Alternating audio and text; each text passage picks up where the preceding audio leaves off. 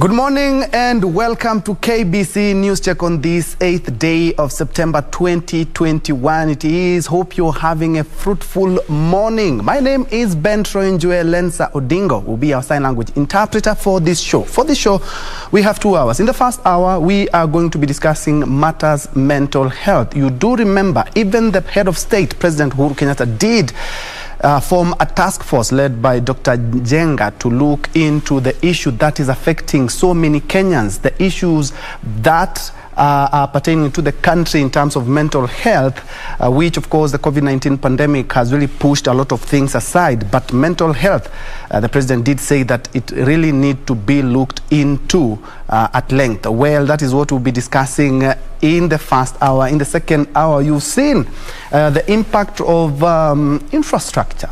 Many houses, many buildings, and also the railway, we have LAPSET, we have so many infrastructural development that are coming up in the country. And of course, they have positive and negative impact on the ecosystem. We'll also be looking at that because you've even seen elephants, yeah? Elephants visiting people in towns. Why is that? We'll be discussing that at length, but that is a little later. But for now, I'm joined by 2 ladies to discuss this issue. And on my extreme left, let's begin with the Daktari. We have Dr. Naomi Anyango from the Ministry of Health. Of course, she will be telling us exactly what she does, but she is in the department that deals with mental health. She'll tell us what is mental health, mental well-being, and of course a lot of issues that pertain to mental wellness. And on my immediate left, we have Emma Wambui. Is somebody who has been there, done that, because it's somebody who has struggled with mental illness and including suicidal thoughts. She will tell us all her journey. You do remember that this coming Friday is the World Suicide Prevention Day. Well, we will be touching on that as well. Ladies, karibuni. Thank you. Daktari, you can shed light on what is mental health, mental well-being. Where are we? And I'll start from where you mentioned that the president made a directive that a task force be formed to check into the mental status of the country. And one of the things that the task force found out was that Kenyans generally are not able to make the difference between mental health, mental well-being, and even mental conditions. Those are 3 different categories. Yeah, those are 3 different things. So for starters, mental well-being is just the everyday sense of being. Yeah, being you in terms of your thoughts, in terms of your emotions, and being in control so that you can get through the day. And the way I look at it is like you can be able to overcome those, during the day there's small things that happen. It could be you're walking on the streets, then someone maybe pushes you a bit. There are people who get really irritated, and if it's the morning, it can end up spoiling their day. Or if someone steps on your toes, and it can grow into bigger things. So that's in terms of mental well-being, just the everyday feeling that someone has. Then when we talk of mental health, what we mean is that state of being whereby someone is able to realize their potential or maximize on their abilities. They are able to cope with whatever stressors that come their way. And aside from that, they are able to be productive at home, in the community, in the Kenyan society, or just whatever place they're existing from. And then we come now to the mental conditions. Now, I started by mentioning on well-being. So there's a continuum, it's like a line, So well-being is an everyday sense of being. But if one ends up being distressed every day, and then you have long periods of mentally not being well, then it can lead to a mental condition. So from that well-being, you can move from you have like low distress, so to speak, then it can become moderate, and then it becomes severe, and now one develops a mental condition. And in terms of mental conditions, again, I know in the media there's been a lot of speak on depression, on anxiety, but we have more than 300 types of mental conditions. And people usually, when people hear mental condition, I think the normal Kenyan mind is thinking of of that man or woman who's walking maybe naked on the streets and they're carrying a rucksack. They target with insanity. Yeah, I'm a cheesy. yeah. But you see, that's just one type of a mental condition. Apart from depression and anxiety, we have conditions that affect children right from age 2. Yeah.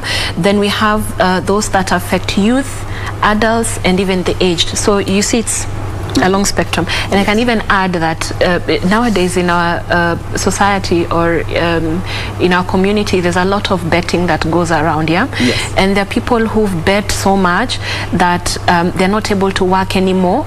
Any money they get, they just think about betting, and it's destroyed their lives. It's a condition. Yeah, it works in the same way that addiction works. We have this is just to say that we shouldn't really focus on one type, but just open our minds and know that there's so many different types of mental conditions that affect people right from childhood all the way up to old age. Indeed, thanks for making that good foundation. Of course, we will get deeper into that, but perhaps coming to you, Emma, what condition were you going through, and when did you realize that I need help? Okay, so my diagnosis is clinical depression and anxiety disorder. So someone else actually noticed that I really needed help. So I met a psychologist called Kendi Ashitiva. So she worked at Kenyatta. That was in 2019. And then so she had my story, and then she was like, I think you really should get help and you should like see someone. I'll send you somewhere. So I went to a place called Youth Clinic Center at Kenyatta, and that is where I started my journey. Before now I got to be admitted. Yes. And what exactly made that someone look at you and see, this is not the Emma that I know, and Emma really needs help? What exactly happened? It was the cuts. I used to cut myself. I still struggle with that. You mean like cut, knife? Like a blade. I use. You just pick a blade and start. Yes. So when she noticed that, and then she had the way I was talking, because I was suicidal. I am suicidal, but I'm at a better place. So when she saw the marks on my hands, and she had me talk about suicide, talk about the way I talk about myself, and that is when she was like, I think you need help. So you should go to this place. So that is where I started. So that is where it all started. Of course. Wow. Daktari, perhaps you can shed more light on the type of mental conditions that mostly are suffered, but because you've added, there's so much when it comes to mental illness. A case study of Kenya, and especially what you do at MOH. Maybe just to lean on what Emma has said, that she was diagnosed with depression and anxiety, and most of the time actually mental illnesses are diagnosed in twos. That means we say it's comorbid, and usually depression follows with anxiety, but not always. So you asked her, how did this person recognize that there's a problem? So I think sometimes people are so busy, they're not able to see some small signs from people, but sometimes when you're a bit keen, you can notice. Like for example, yourself, you work here, your colleagues know you, so they know the happy you, they know the sad you, the angry you. But then if this persists, you're too, and especially you can even be too happy. You know, there's the normal happy, and then there's the exaggerated one. Yes. So if they notice that it's gone on for more than it should, then it can signal something. So it's just about having that keen eye or that keen mind to be able to notice that something is off. So one of the things you can notice in someone who could be having a problem is they start isolating. They don't want to associate with people anymore. They stop enjoying the things that they used to enjoy before. They can be losing sleep, and they can just generally say it like, oh, you know, last night I didn't even sleep so much, and then it becomes a choir of last night I didn't sleep so much. Then you need to start asking yourself the question, what could be the issue? Is it work, or what is there some stressor that they are going through? You'd notice that sometimes even their eating patterns, either they don't want to eat anymore, or they eat a lot than usual. Okay. So it's just someone doing something that their behavior changes from the normal that they would normally show. And that can signal to you that there's something that is amiss somewhere. And the best way to confirm is just to talk to the person. And like you also mentioned earlier, matters mental health, people don't like talking about it so much, and it's because of the stigma that is associated with it. And again, it's because people think mental illness is related to someone carrying a sack, talking to themselves. Insanity. So the moment you have this picture, then you feel like you're going through something, you don't want to talk about it because you don't want to be associated as that person. Yeah, so there's a lot of stigma, and that's why I'm happy to be here today and we get to talk about it. And I'm happy that the country, there's this dialogue that is moving on mental health, and people are coming out and they're recognizing that there's a problem I'm having, or I know someone who's going through something, and it's good to recognize that they can also get that help. Because in reality, there's no health without mental health. I wouldn't be here if I wasn't okay mentally. You wouldn't be here. It's not to say that we don't have challenges on a day-to-day basis. Yes, they are there, but how do you cope? And people have different coping mechanisms, and coping can either be positive or negative. Positive can be like, I'm angry and I just walk out, go and breathe in air, then come back and we have a discussion over what could have made me angry. But then I can be angry and decide to kick you, to hit you, to slap you. That's not normal. That's a negative coping mechanism. So there are some that are in the extreme. People take drugs. This is alcohol, cocaine, tobacco. People eat a lot. It's good to eat, but we have maximum, as in there's what your body needs and you don't need to go beyond. Or sleeping too much, right? So there are different coping mechanisms that people develop, and some are positive, some are negative. But in terms of mental health, we want to move towards the positive. And that poses a challenge to people, because looking at some of the symptoms that you're talking about, some people eat a lot, some people don't eat at all, some people are super hyper, others are withdrawn. Does that really pose a big challenge to identify the type of mental illness one is suffering from? Sometimes yes, but sometimes no. I would say no, because if you notice, it's for a prolonged period of time. I think there's just a way that people just recognize that this is something not is amiss. So people can also mask. I can know that I am experiencing something, and because I don't want you to know, I'll be smiling, I'll be happy, I'll take part in everything that everyone is doing. To mask that. Yeah, to mask that. But when I'm left alone, I'm dying inside.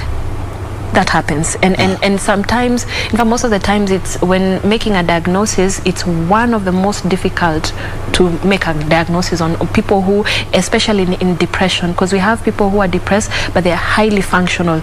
They'll come to work on time, they'll do their assignments on time, so when they're out with people, the picture they portray, great, but when they retreat back to their homes or to their shells, they are dying inside. And those are sometimes you find they do something and you're like, I never thought, you know. Yes. Actually, I also come to that where you hear somebody has done something. Tulikuwa naye jana. What happened? He seemed so okay. You see? Perhaps on your case, Emma, what exactly had triggered that? Because you told me now you went to the doctor, and perhaps after the diagnosis, he was able to know exactly what happened, because sometimes somebody is depressed because of loss of someone, loss of income. There are so many factors, as Doc has mentioned. What exactly had triggered you to clinical depression all the way to suicidal thoughts? I think for me, I trace it back now that I'm on this journey, and with the help of the psychologist that I have been working with, and then people support system, I now have a clear understanding of what may have triggered, what actually triggered me to be diagnosed. So my dad was shot dead. And that was in 2011, but I know that's a very long time ago, and maybe people will be like, but that's a very long time ago, you should be over it. But that was number one thing as to why something changed in me. I did not know it, and I remember there's this one guy who told me, "Ume change," and I was like, whatever, I don't care. So I completely became a very different person, but I didn't know. So in high school, I did not have like a very easy time. So my triggers were a couple of things. So in high school, I did not have a very easy time. In high school, this is the period where I got to Facebook and I experienced cyberbullying. Okay. Because of my body, people feeling like you have to be this to have this certain body, and you know how cyberbullying goes. And then also now after high school, I come out and I'm like, I don't have friends, you know. I've grown up. My mom was very strict, and I'm not blaming her. She was very strict, and I did not have like friends around me. Also, I went to work, and then there was this pressure. There's this pressure to like fit in. And that I wouldn't say like the pressure really like made me, like it was one of the major triggers. But the foundation, I mean not the foundation, I mean my dad, me losing my dad, not having a very good relationship with my mom. My mom was emotionally unavailable, so I always felt like I had to do something to earn her attention, and this is something really crazy that has like shown in my adulthood. So out here I started like living out crazy. I became wild. I engaged in alcohol. I engaged in so many other terrible stuff. And in me, I was trying to like fill a void. I was like, I felt really empty, and no matter how I explained this to people, they could not get it. And those are the things that really like pushed me to like now be diagnosed. I got into wrong relationships. That is also a trigger. But mainly it was my dad. A very bad relationship with my mom, but I thank God we are at a better place. So those are some of the things that really triggered me. Doc, perhaps you can chip in. She's talking about what led to her situation.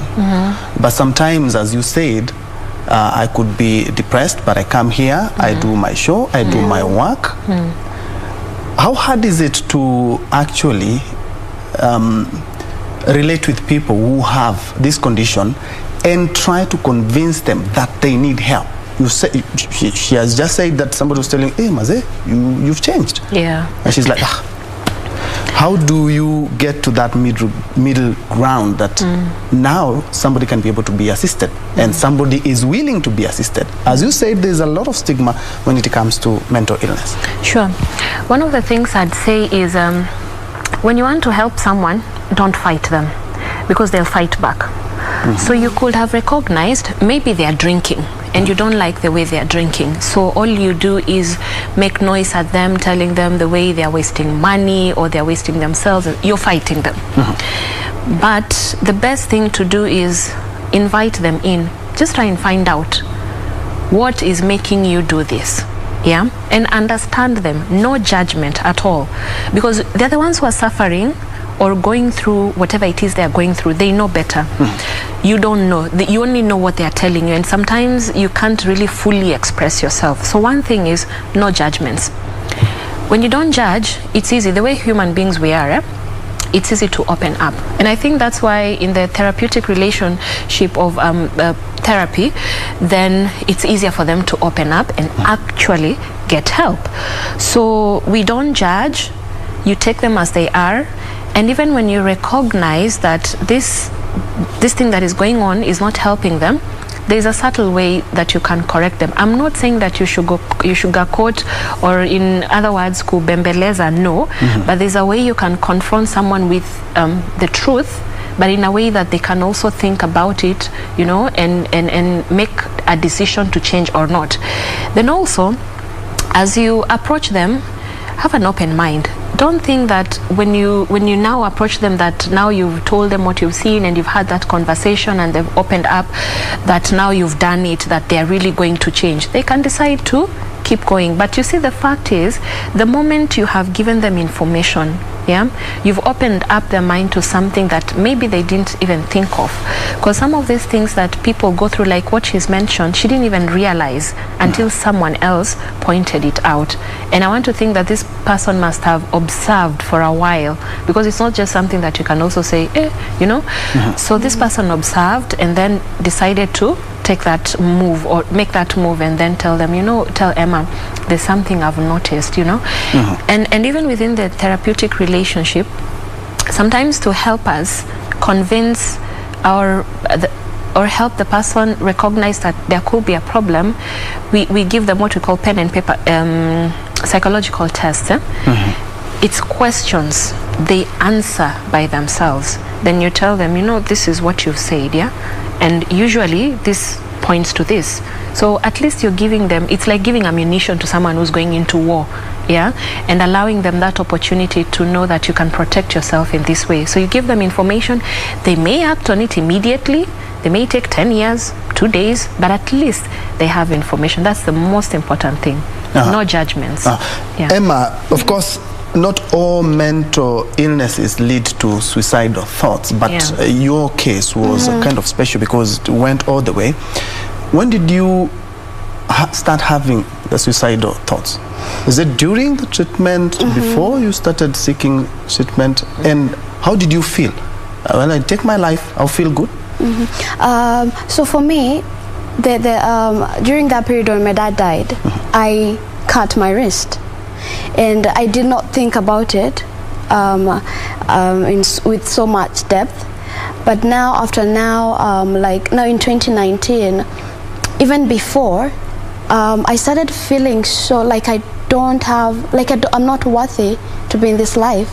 And I don't know why I had this, and also I keep having this sometimes. I feel like the world would be a better place. Like that is, for me, like the world would be a better place if I'm not here. I'm a burden to my mother, I'm a burden to my friends. I struggle with feeling like I'm a burden to people.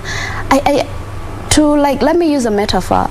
I felt as if I was in a dark place, and there is no way I was going to get out of here. Even if Jesus himself came and told me that you're going to get out of here, I was like, no, I'm never gonna get out of here. And I was like, the only way I can get out of here is by killing myself.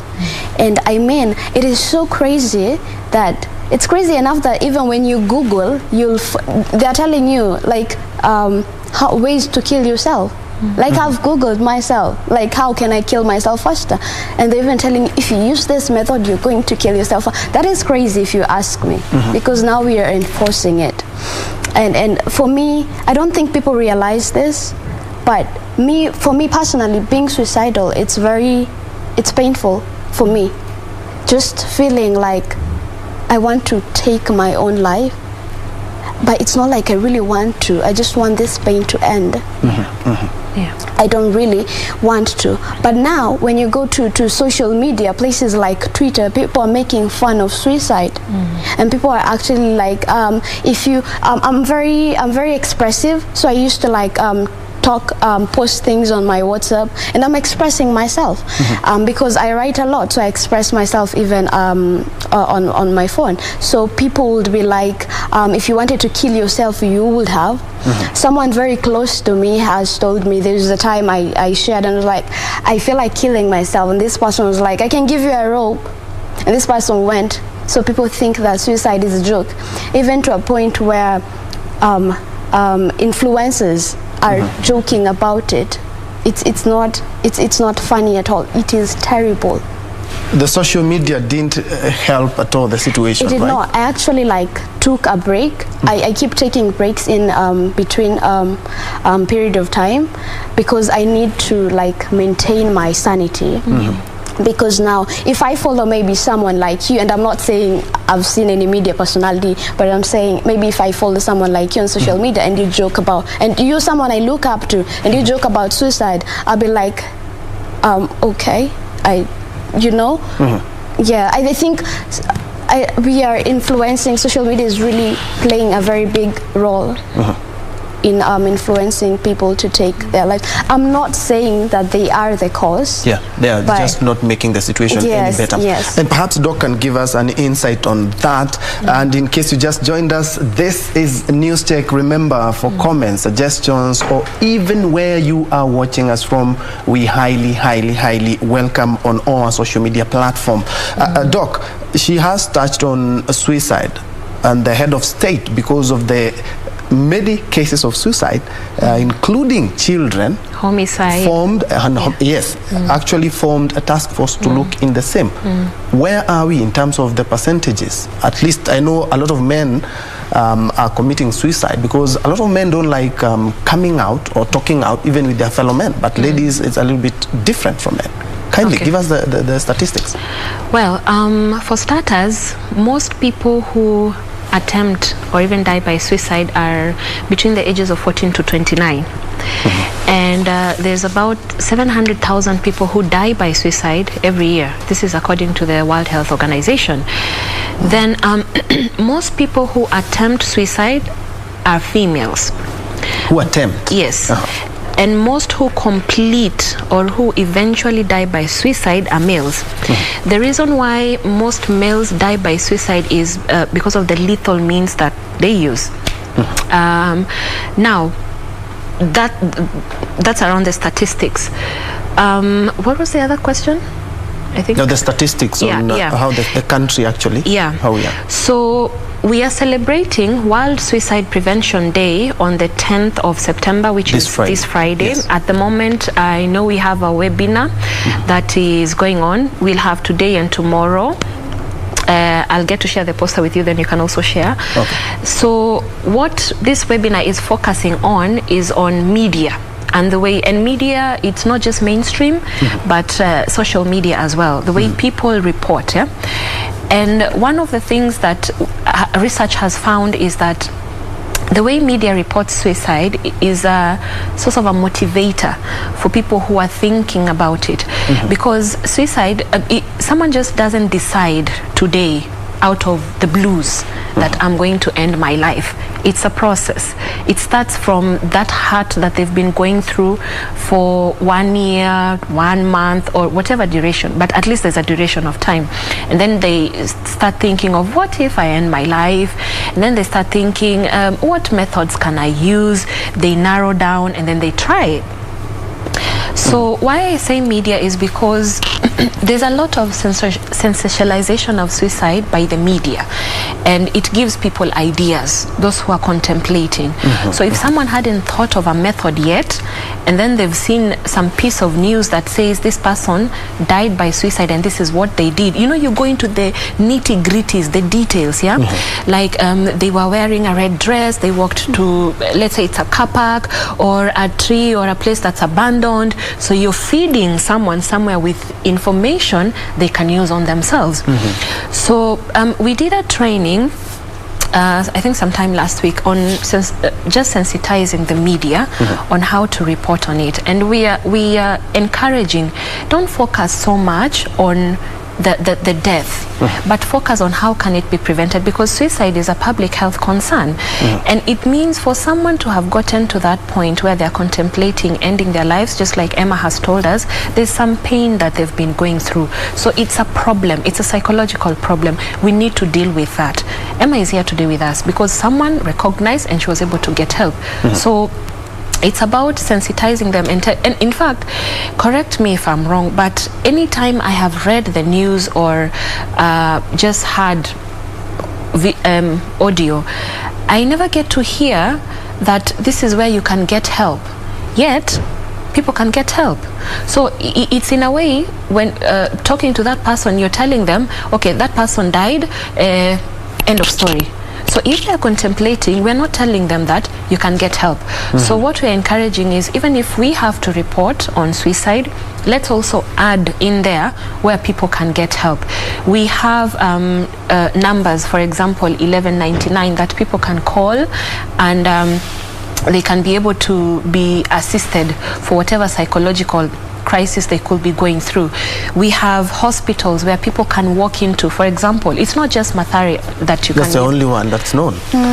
That's known. Yes. But it's not the only one. Yes. We have other hospitals as well.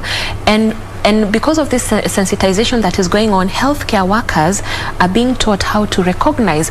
So you can walk to a facility and you get what we call psychological first aid as you get referred to a psychiatrist or a psychologist who can now be able to walk with you the journey. Because this is not like the way you can have a headache and then you take Panadol and then you're good. It's a process. Yeah, we say recovery is a process, and this process is dependent on an individual. There are those people who take 6 months, 6 years, you know, to be able to get into that space where they feel like, now I'm recovered, or I can be able to deal with whatever stressors come my way to make me think this way. So we are really encouraging that as media. And sometimes we don't even need to report about the death of someone by suicide, as in the end result is death. Yes. Yeah. So what makes it big for us is the way this person died. When it comes to suicide, it's not necessary. Yeah. What I said, encouraging people. I know mainstream can be controlled in a way. Then there's social media. You know, social media is you and I on our private space. Yes. I can decide to laugh all I want about Emma's problems, you know, and I'm just making her feel worse about it. Yes. So we need to recognize as human beings, be considerate. You know, today it's that person, tomorrow it could be you or someone very close to you. So when you wear that shoe, does it feel this as exciting as it was when the other person was talking about it? No, but I know the world, people are different, and some don't care, but we need to think about the actions that we do, the things that we say. And my parting shot on that really would be on media to focus more on sensitizing people about this public health concern, telling people you can get help, and if you really have to report about it, because sometimes it could be a celebrity or a household personality, and you have to talk about it, but you don't have to go into the nitty-gritties. Just say, person X has died.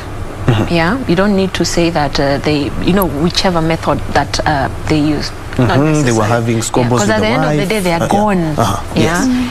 And also, we don't need to focus on other people. You see, sometimes for someone who has attempted, then we start interviewing their relatives, and then, you know, relatives start saying things. It's not that they mean they don't mean well, but they also don't understand. But the things they say can just serve to make that person to be even more committed towards, you know, following this path. So sometimes just get it from the horse's mouth, you know, like what Emma is telling us. Then get to understand what is it that she was going through, or this person was going through, and get to and refer. Because if you can't be able to help that person, just ask them to visit a facility, a health facility. You can even walk with them there. Yeah, and we help destigmatize this so people can talk about it. And indeed, Doc, you're going to help us to help people so that if somebody feels quite different and among what you've talked about, can seek help and where to seek help. Yes. But before then, Emma, after the suicide, you have tried committing suicide. Yeah, 4 times. But after 4 times. Yes. Wow, that's something else. But take us through your journey. From the last time you tried to commit suicide. Of course, there are meds that you're taking or you took, and the people around you. Take us through that journey, because now at least you're not suicidal. Yeah. Well, yes, I'm not as suicidal as I was before. So the last time I actually tried attempting, I tried to like take my life through by suicide. That was in, I think, 2018, but over the years I've been, so from 2018 to 2019, I've been contemplating. Well, I've been thinking about it. There are those thoughts that keep coming, and now the people that are around me, I just want to like emphasize just how important a support system is. it is really, really important to have people, your tribe, and by this I don't mean Kikuyu law, your tribe, people who get you, and even if they do not fully understand you, they are committed to walk with you on this path. And I just, like I have this one person, well, I have several people who have walked with me, but I have a girl called Susan, and she is, this girl has never like given up on me, and I just want to, from her I have learned how to like also walk with other people. It is so important to have that support system, but I think one of the challenges I also had through this walking this journey is also other people on this other side who do not understand, who will stigmatize you, and who are just not there. And I think that is one of the reasons, or one of the challenges that people who are battling mental illnesses are going through. We are so disconnected. We do not have time. We are friends, but I don't have time to even observe what's going on in your life. I don't even, like, maybe let's say, I mean, God forbid, you maybe, okay, let me say you lost your dog, and you really loved your dog, and I don't even have time to like ask you, how do you feel about losing your dog? I do not even take the time to observe the changes that are happening in your life. And this is also like, we are so lack of a better word, addicted. We are constantly on devices. We are losing human connection, and for me this is something I experienced. Like I went to isolation because I felt like no one had time for me throughout this journey. Felt like no one had time for me. People are busy about their lives. People are making money. We're all about self-love, but that is self-seeking. It's not right. You know, so throughout this journey, it has been quite a very tough one, but also fulfilling. And I thank the therapists and the psychologists who just like commit themselves to like work with people, because now you not only get you not only, they don't just tell you about this is what is wrong with you, you should do this. From this whole journey I got self-awareness, you know, and that was very important, even to know how to now to cope with myself. Now instead of cutting myself, I'm told there are other ways you can do this. Yes, so throughout the journey it has been very very tough, but also very, it's a good one, growth. So yeah. Doc, how do we diffuse the stereotypes that of course there are people who think mental illness is insanity or close to insanity, and how can someone seek help? I'm quite sure somebody is going through something or something related to what we are discussing here. How do we diffuse that stereotype and be able to help people? And also those people who are suffering or going through mental illness or mental challenges can come out. Okay, so before I respond to that, we also encourage that as we talk about suicide, we are not saying commit anymore, because we want to be a bit empathetic. Actually, not a bit. We want to be empathetic and recognize that the person is going through a problem. So we are saying die by, yeah? It's more sensitive. So when it comes to stereotypes, there's a lot you and I can do. There's a lot, but we just have to open ourselves up to accept to do these things. So one of the ways that we can destigmatize is by creating awareness. I said earlier, there's no health without mental health. It's okay to allow people to not feel okay psychologically, yeah? And it's okay to also tell people that getting help is good.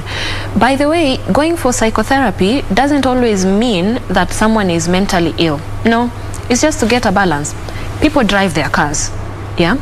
But you take them to the, sometimes you pass by the petrol station every day in the morning. Not that the car has a problem, but you just want it checked so that it doesn't break down as you continue that journey. The same in mental health. So you can check in just to ensure that you don't break down in your journey called life.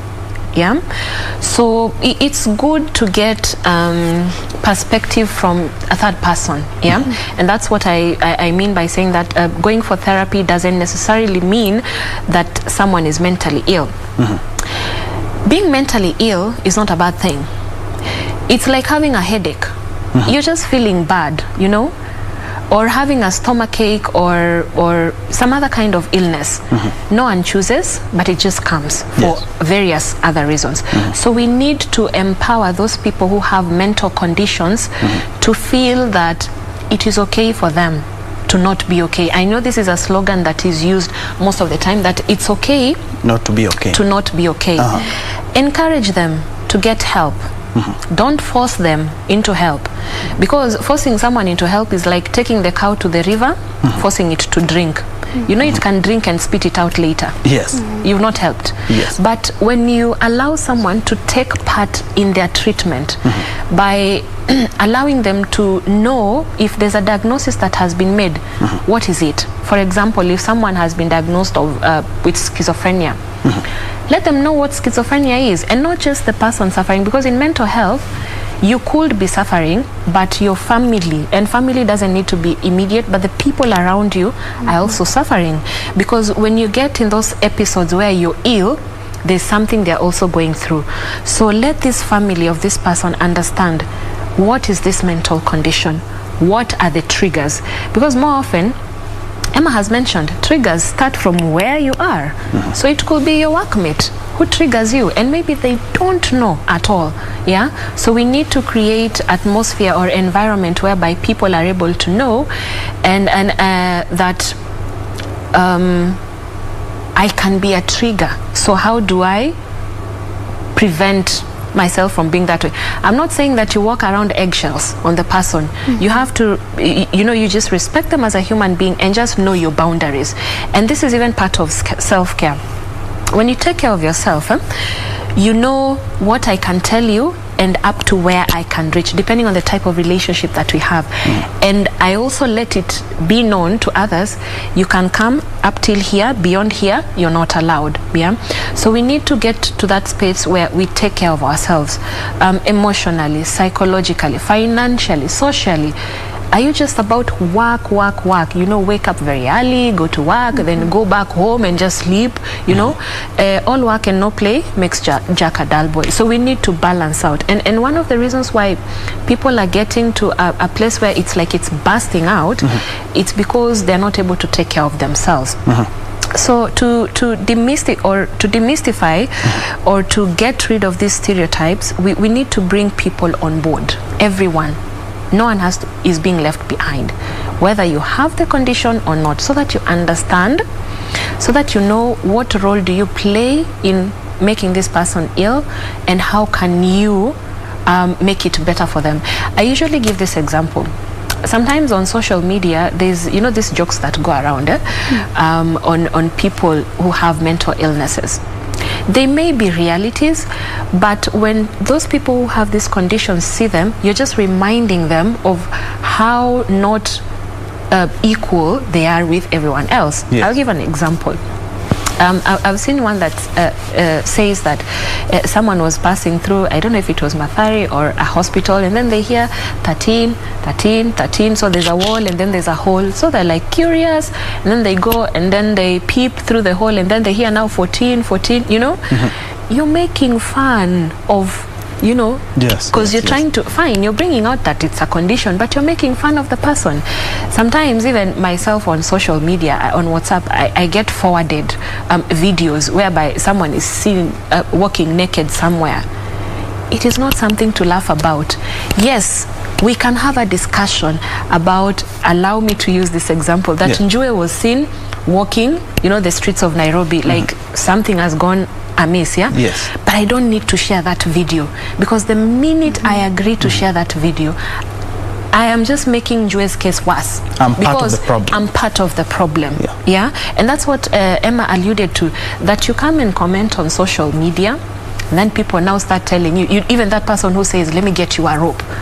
Yeah? Yes. And you know, people who are suicidal, It will show in their behavior.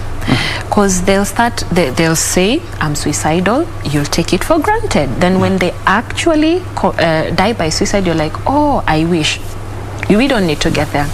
Then sometimes they'll start giving out their prized possessions. Yeah, they say, this one I want to live with so and so.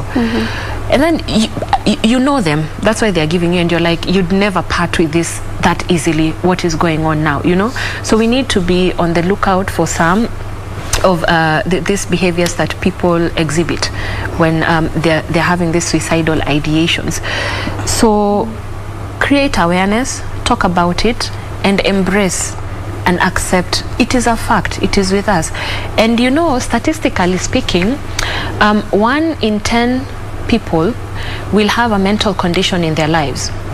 I can say we are 4, so if we add 6 people here, excluding Emma, there's one of us who at some point in our lives we will end up having a mental health condition. What does that mean? Do we stop living? No. Then 1 in 4 of Kenyans, 1 in 4 has a mental condition.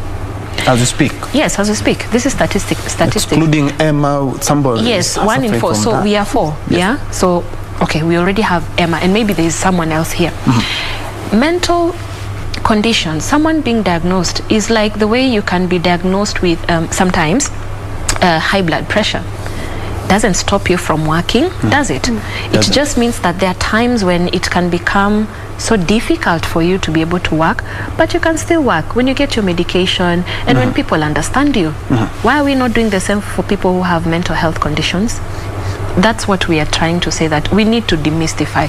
Let's not make it so disabling that it's a huge disability. No, there is help.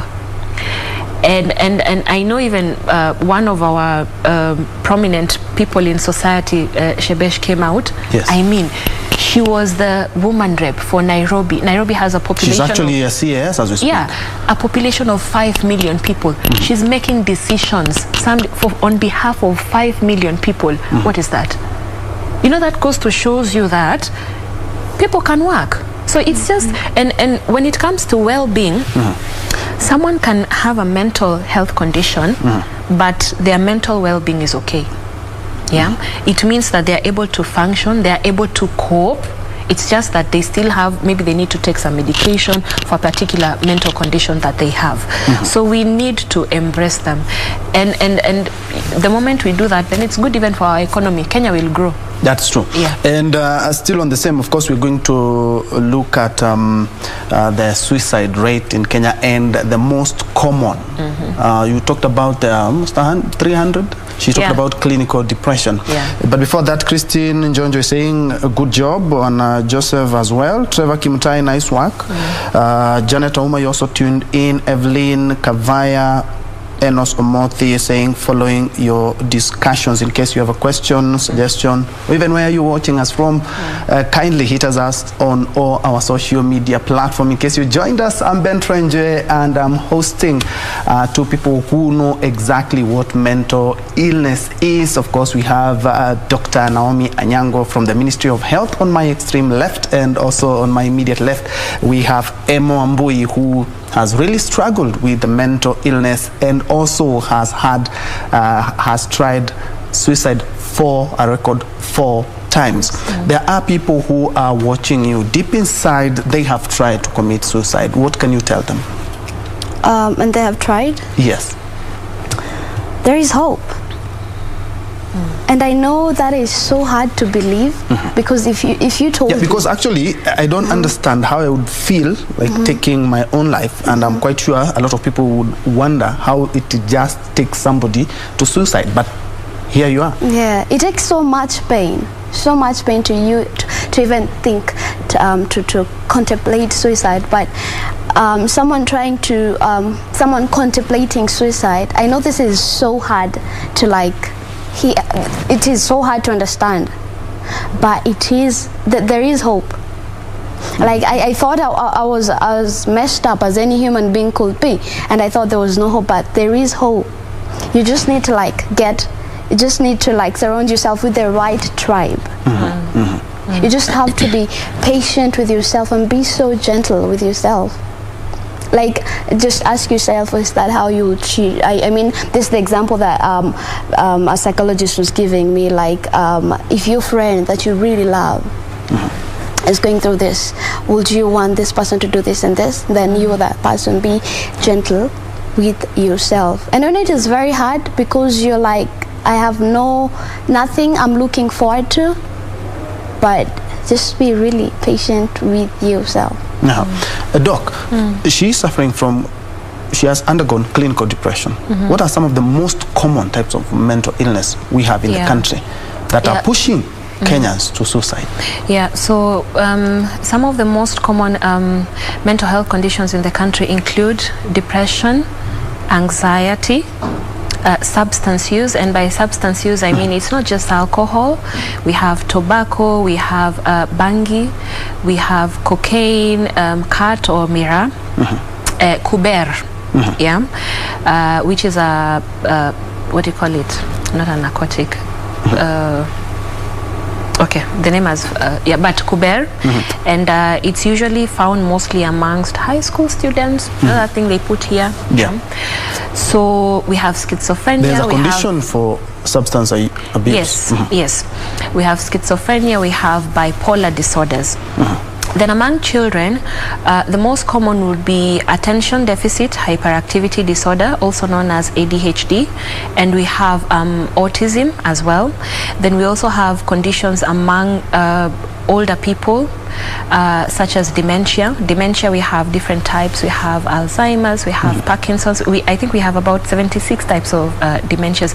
But basically, dementia is memory loss.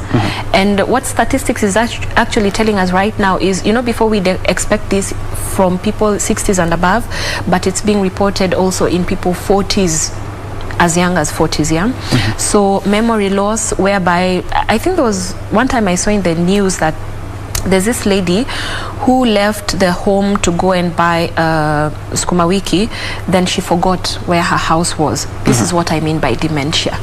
Yeah, so amongst kids, and most mental health conditions actually occur in childhood, then they progress, and let me say they burst in adulthood, because by then it's like a very long period of people observing behavior and then feeling like, you know, taking long to recognize, which is okay also. The most important thing is to get help. So most start or are diagnosed in childhood, and then they are just left untreated. We have people who come in their 40s only to recognize that, oh, I've been having autism for all these years, and people mistook me at school. They are beaten because they are told, wewe ni mjinga. You do not concentrate when other kids are concentrating. You're wasting the teacher's time. You're wasting your parents' school fees. So you fail in your mathematics, you fail in your exams, you're beaten. But in truth, if they're assessed, they're found to have a problem. We have a condition whereby the brain, through now the optics, they're not able to read. The way you'd read news check, you see each and every letter there, but for them they'd maybe miss the W, so they'd say nurse check. That's a wrong if you are reading, so you get, if it's a series of words, then they're beaten because you don't concentrate. That's why you're not able to see it's news. We have those who the brain now, there's a part of the brain that is not able to do calculations well, so it doesn't matter, they will never be good at math, because they can't see it. The brain can't see it properly through the eyes, and they also can't be able to do it well. What happens? They're beaten at home. We have kids who are told, this one ni kimbelembele, just likes sitting where adults are, or is always fighting with other children, getting into trouble, doesn't listen to authority, uni kichwa ngumu. But we have that present in that way. What I'm trying to say is, we just need to be a little bit keen and sometimes ask ourselves questions. Why is this child behaving this way? Could there be a problem? Just pay a visit to a hospital and just explain. You never know. You could be preventing them from something that would, stop them from experiencing life maximally for them. Yeah, so we just need to be a little bit curious. Yeah, because we've seen suicide cases in children as young as 9 years. Yes. And Doc, you'll touch on on what perhaps the mentor task force initiated by the head of state could perhaps look some of the things that could look at. It falls under the Ministry of Health. Yeah. But going back to you, Emma, going through what you've gone through, and earlier you said at least you try as much as possible to help anybody who is undergoing the same problem that you have undergone. Yes. What would you like done more, or where have you seen not the government nor the society not holding us hands? Where would you want people held hands, including by the government? Inclusive of the government, Yes. right? Other people in the government.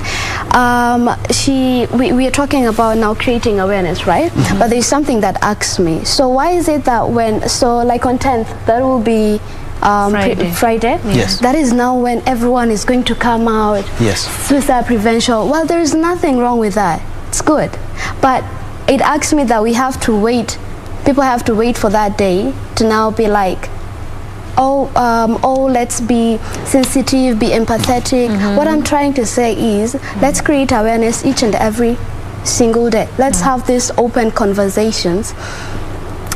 More often, let us not wait for Suicide Prevention Day. I mean, and also something that I've been thinking about. I mean, there are whole advertisements on how not to infect a kid. I mean, a child in the womb with the HIV and AIDS, right? So why can't we have advertisement? I mean, small. I mean, it takes just to like remind people, hey, take care of yourselves mentally, and stuff like that. So why we are all about other illnesses, like there are other diseases like illnesses like diabetes we'll see on the TV. So for me, it's just let's like talk about this thing more often. Let it all, like you see the way you take your phone and you'll see who is trending and stuff like that.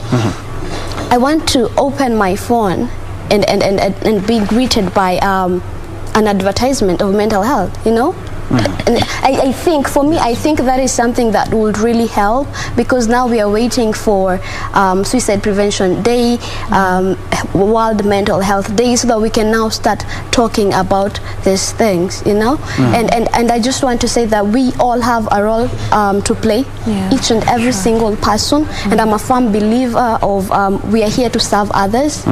So I will never know what you're dealing with, but I don't want to be, this is what I tell my friends.